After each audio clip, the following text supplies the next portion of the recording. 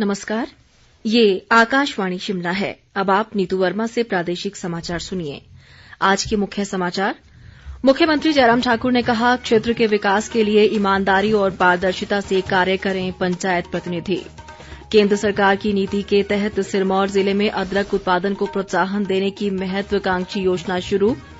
विपक्ष के नेता मुकेश अग्निहोत्री ने राज्य सरकार पर विजन डॉक्यूमेंट लागू करने और जनहित में निर्णय लेने में नाकाम रहने का लगाया आरोप। और प्रसिद्ध अटल टनल रोहतांग और गुलाबा पर्यटक वाहनों के लिए बहाल। कोविड-19 महामारी के खिलाफ देश एकजुट होकर लड़ रहा है। आप भी हमारे साथ सुरक्षा और बचाव के 3 आसान एहतियाती उपायों का संकल्प लें।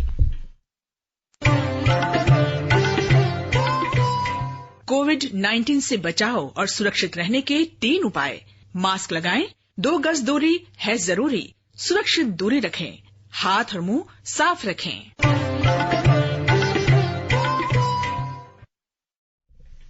अब समाचार विस्तार से।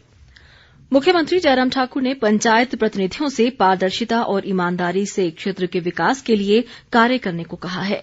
मंडी जिले के बाली चौकी में आज पंचायत प्रतिनिधियों के साथ संवाद कार्यक्रम में उन्होंने कहा कि सभी को विकास की राह पर वैचारिक दृष्टिकोण से ऊपर उठकर एक दूसरे के सहयोगी बनकर कार्य करना चाहिए। उन्होंने कहा कि विकास के लिए विभिन्न माध्यमों से बजट सीधे पंचायतों में आता है। ऐसे में पंचायत प्रतिनिधियों की जिम्मेवारी और भी बढ़ जाती है। मुख्यमंत्री ने बताया कि विधानसभा सत्र के बाद स्वर्ण जयंती ग्राम सम्मेलन आयोजित किए जाएंगे। इस बीच एक कार्यशाला में मुख्यमंत्री ने कहा कि राज्य सरकार रेशम कीट पालन क्षेत्र से जुड़े लोगों के हितों की रक्षा के लिए प्रतिबद्ध है।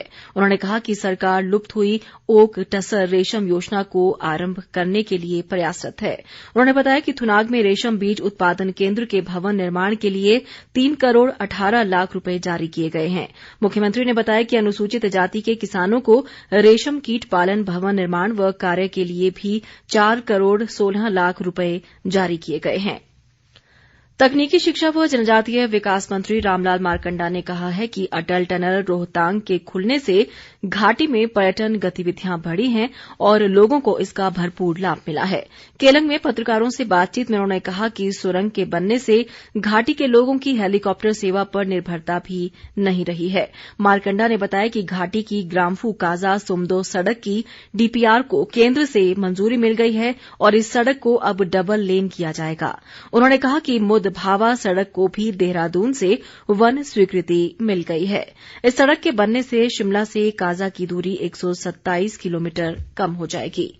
इस बीच मारकंडा ने केलंग में राजकीय जिला पुस्तकालय का भी शुभारंभ किया। उद्योग मंत्री बिक्रम ठाकुर ने जसवां परागपुर विधानसभा क्षेत्र में अलोह चमियाला से रियाणा सड़क की आज आधारशिला रखी। इस सड़क के निर्माण पर करीब 88 लाख रुपए खर्च होंगे।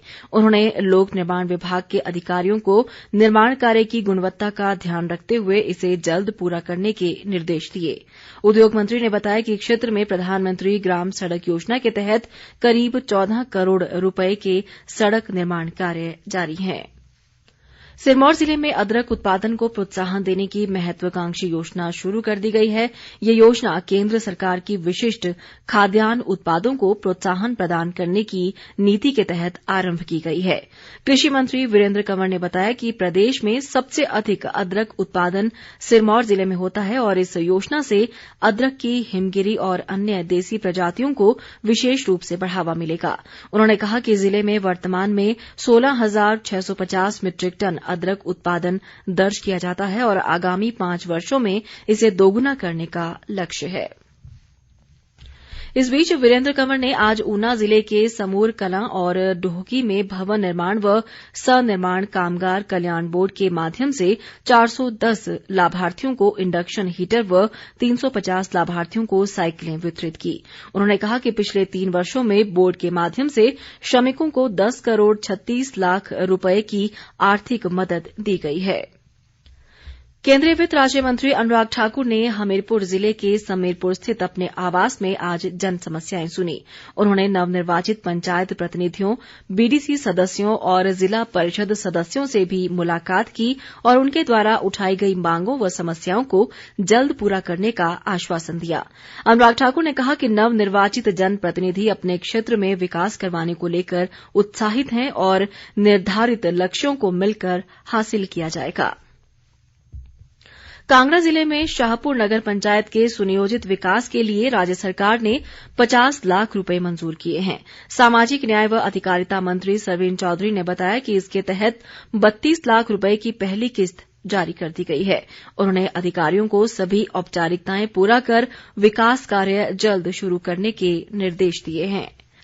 विपक्ष के नेता मुकेश अग्निहोत्री ने आरोप लगाया है कि राज्य सरकार विजन डॉक्यूमेंट को लागू करने और जनहित में निर्णय लेने में नाकाम रही है। एक बयान में उन्होंने कहा कि प्रदेश में कर्ज लेकर आर्थिक स्थिति को खराब करने का प्रयास हो रहा है। मुकेश अग्निहोत्री ने सरकार से सवाल किया है कि पिछले 3 वर्षों में प्रदेश को आत्मनिर्भर बनाने के लिए क्या कदम उठाया गया है।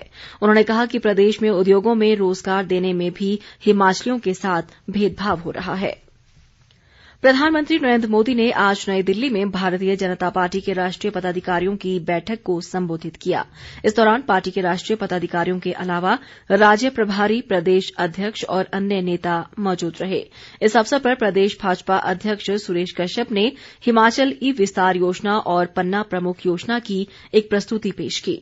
उन्होंने प्रदेश में चल रहे अपना बूथ सबसे मजबूत कार्यक्रम को लेकर भी बैठक में विस्तार से जानकारी दी। अखिल भारतीय कांग्रेस प्रशिक्षण विभाग के प्रभारी महेंद्र जोशी ने महिलाओं को उनके अधिकारों के प्रति जागरूक करने के लिए समय समय पर महिला सम्मेलन आयोजित करने पर बल दिया है।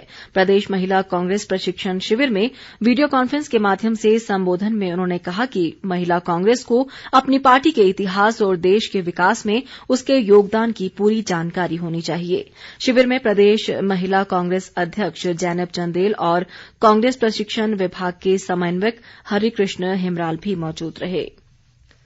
कांगड़ा जिले में सुलह विधानसभा क्षेत्र के खैरा इलाके के लिए जल जीवन मिशन के तहत 1 करोड़ 70 लाख रुपए की लागत से करीब 22 किलोमीटर लंबी नई पाइपलाइन डाली जा रही है। विधानसभा अध्यक्ष विपिन परमार ने खैरा में आज एक कार्यक्रम में बताया कि मिशन के तहत क्षेत्र में 750 नल लगाए जाएंगे। मंडी जिले के सिराज विधानसभा क्षेत्र में पंडोह भाखली कलहनी मार्ग पर कल शाम एक वाहन की भूस्खलन की चपेट में आने से 4 लोगों की मृत्यु हो गई। इस हादसे में करीब 1 दर्जन लोग घायल हुए हैं। मुख्यमंत्री जयराम ठाकुर ने आज मंडी के क्षेत्रीय अस्पताल में घायलों का कुशलक्षेम पूछा और अस्पताल प्रशासन को उन्हें हर संभव उपचार प्रदान करने के निर्देश दिए। मुख्यमंत्री ने इस हादसे में मारे गए लोगों के शोक संतप्त परिजनों से गहरी संवेदना भी जताई। उन्होंने मृतकों के परिजनों को 4-4 लाख रुपए देने की घोषणा की है। शिक्षा मंत्री गोविंद ठाकुर और सांसद रामस्वरूप शर्मा भी इस दौरान मौजूद रहे। प्रसिद्ध अटल टनल रोहतांग और गुलाबा को पर्यटक वाहनों के लिए आज से खोल दिया गया है।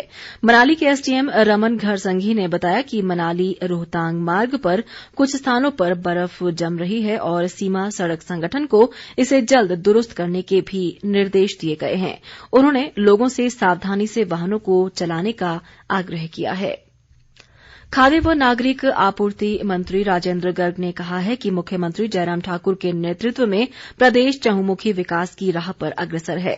बिलासपुर जिले के बरोटा और मरहाना में आज अपने संबोधन में उन्होंने कहा कि कोरोना काल में भी केंद्र और प्रदेश सरकार ने बेहतर कार्य किया है और देश व प्रदेश आत्मनिर्भर बन रहा है। अंत में मुख्य समाचार एक बार फिर। मुख्यमंत्री जयराम ठाकुर ने कहा, क्षेत्र के विकास के लिए ईमानदारी और पारदर्शिता से कार्य करें पंचायत प्रतिनिधि। केंद्र सरकार की नीति के तहत सिरमौर जिले में अदरक उत्पादन को प्रोत्साहन देने की महत्वाकांक्षी योजना शुरू। विपक्ष के नेता मुकेश अग्निहोत्री ने राज्य सरकार पर विजन डॉक्यूमेंट लागू करने और जनहित में निर्णय लेने में नाकाम रहने का लगाया आरोप। और प्रसिद्ध अटल टनल रोहतांग और गुलाबा पर्यटक वाहनों के लिए बहाल। इसके साथ ही ये समाचार बुलेटिन समाप्त हुआ। नमस्कार।